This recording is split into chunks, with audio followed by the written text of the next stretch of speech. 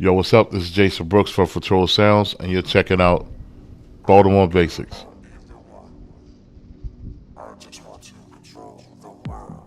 I met Ian.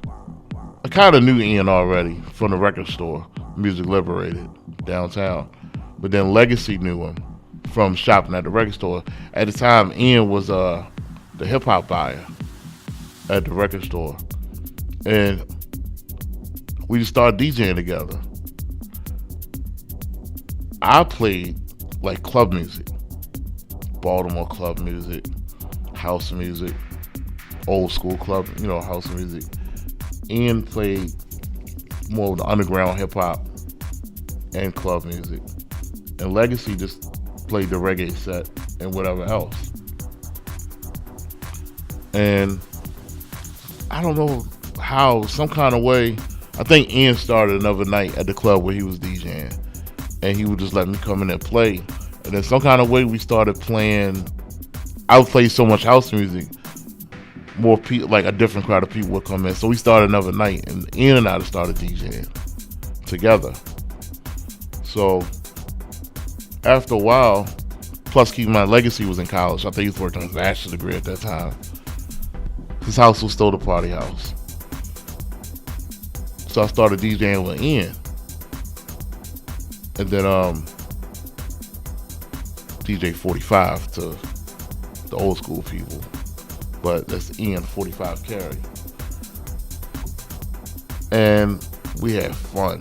I had a lot of fun DJing. I liked the house crowd was different than the hip hop and reggae crowd, because this was during a time when people weren't really dancing too much in hip hop. They was just kind of standing around. Reggae crowd is always gonna dance. So I like the dancing and the positivity and the fun the house crowd had, because it reminded me of when I first started going to clubs in Baltimore.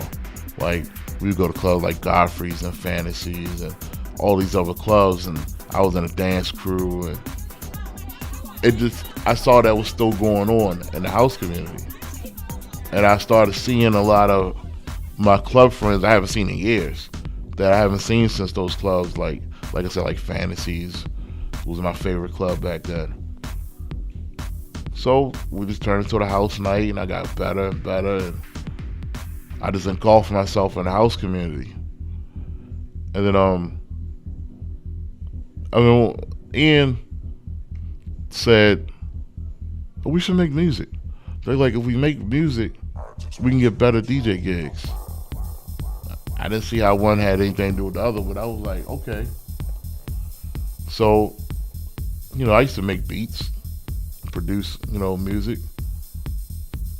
That was something I just lost interest in. It was like a dream. I didn't think nothing was gonna come out to it. So here I go. I meet new friends. I start doing that, and we made our first record,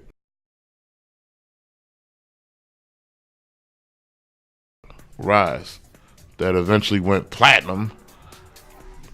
Didn't see that one coming, but a quick story about Rise. It was an instrumental record that we made, and I don't know. Somebody said put a vocal on it, and then we had this girl sing it. We wrote it or whatever.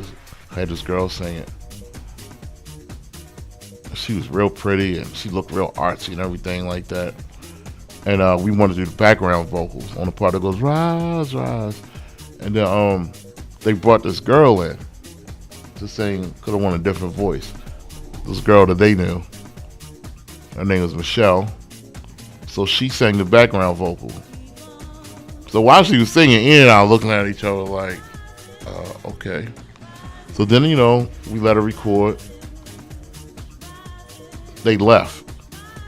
So we left. They went downstairs.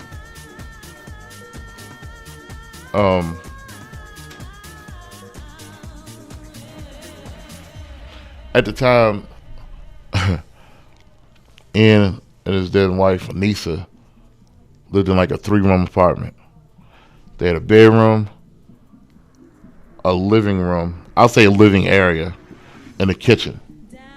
And it was over top of a closed down sub shop. That was it. No money at this time. And shout out to Anissa because she would let us. All we had was an ASR 10, one little keyboard, and a computer that was like a. I mean, they didn't have Pentium back then. I don't know what this thing was. It was so slow. We couldn't even sequence on the computer. We could only like record the girl's voice.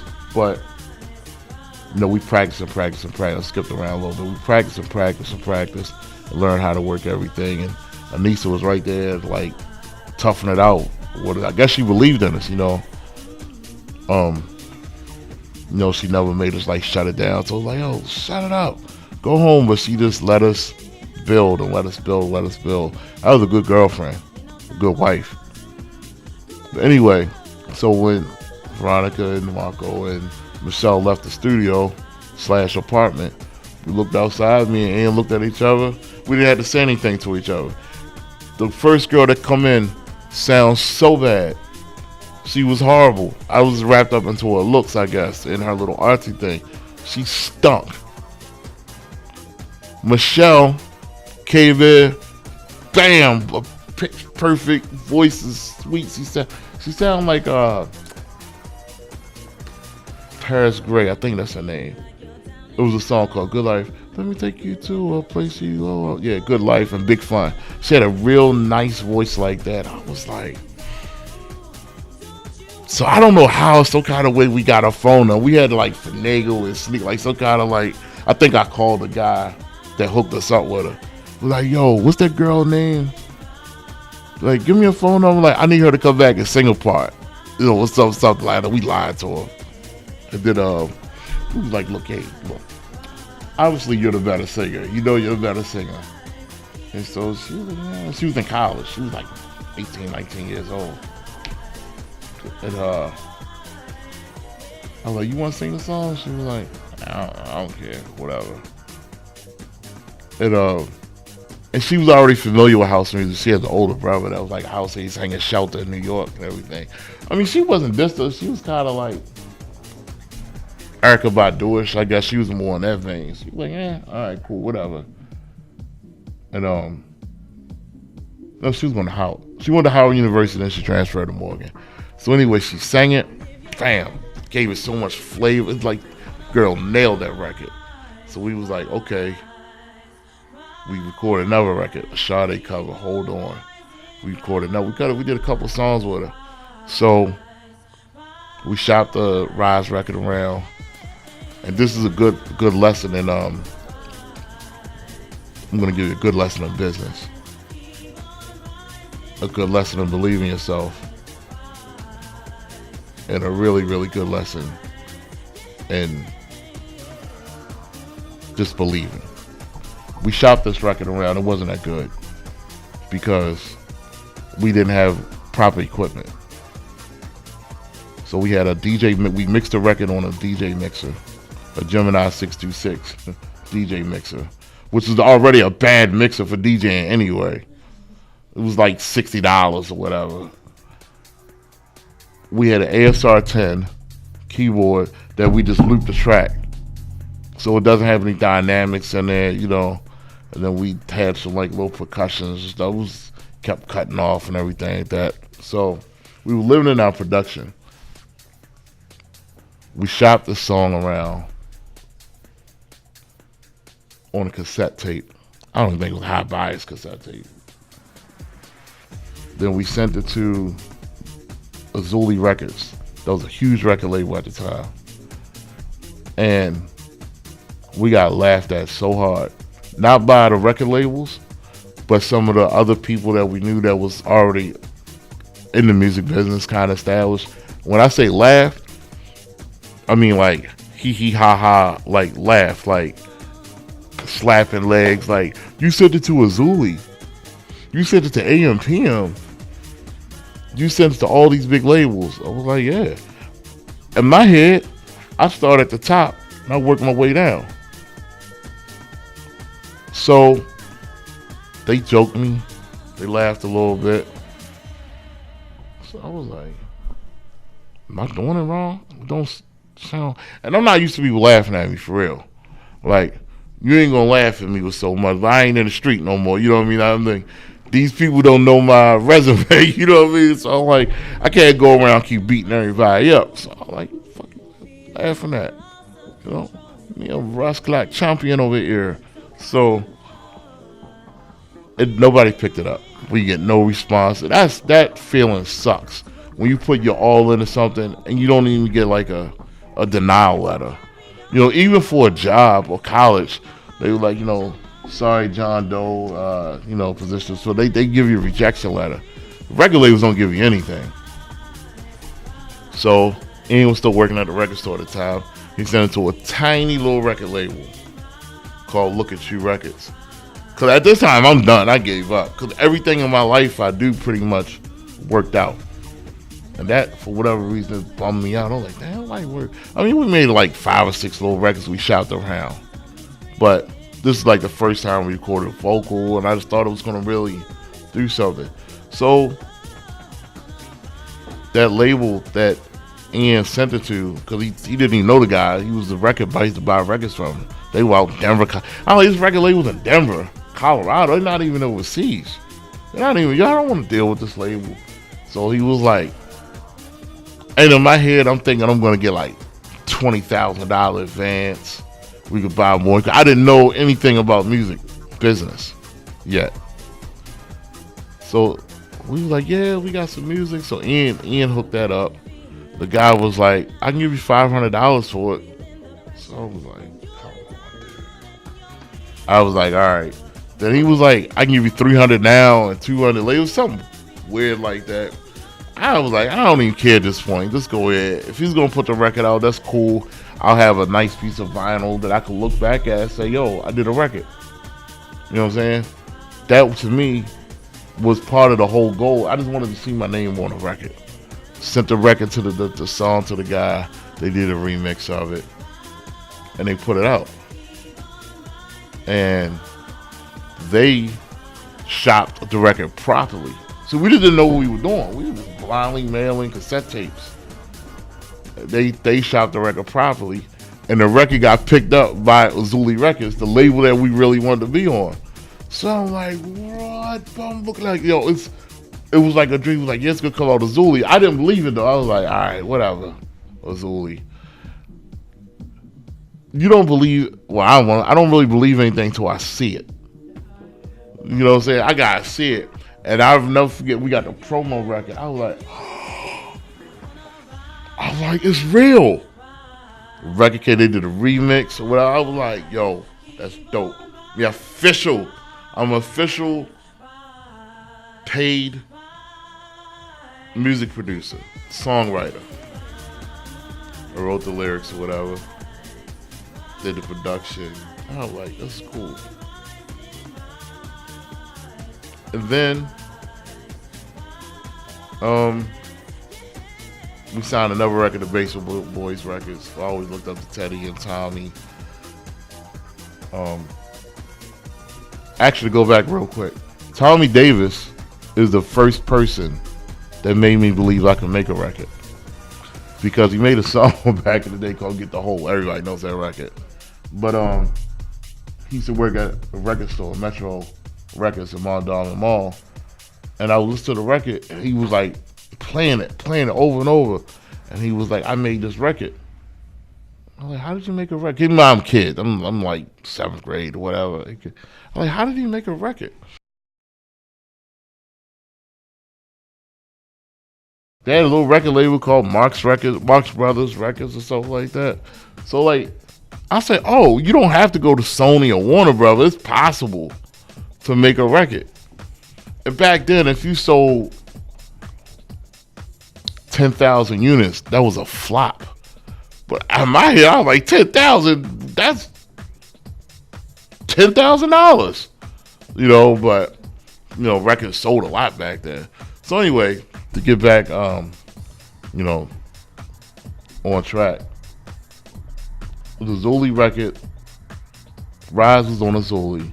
And keep in mind, the internet then isn't what the internet was, what the internet is now. There was no social media. There may have been a few like message boards or something like that, but you know, it wasn't Google wasn't even out yet, and I didn't really like the internet too much because that's what I thought all the killers were. I thought like if you met somebody on the internet, like they were gonna like meet you behind Home Depot and like kill you and throw you in the dumpster or something like that, or meet you in the park and like steal your organs or something like that. I'm not fooled with the internet. So I didn't really know what was going on in the world. The records started getting bigger, bigger. But we don't know this.